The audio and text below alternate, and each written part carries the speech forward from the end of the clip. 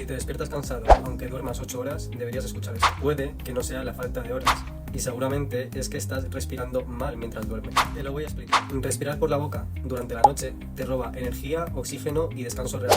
Yo descubrí DreamTake y desde que lo uso duermo mejor. Estas son unas cintas adhesivas que te las pones en la boca y te obliga a respirar por la nariz. Yo desde que las utilizo duermo mejor que nunca, y al principio la verdad no me lo creía hasta que lo probé.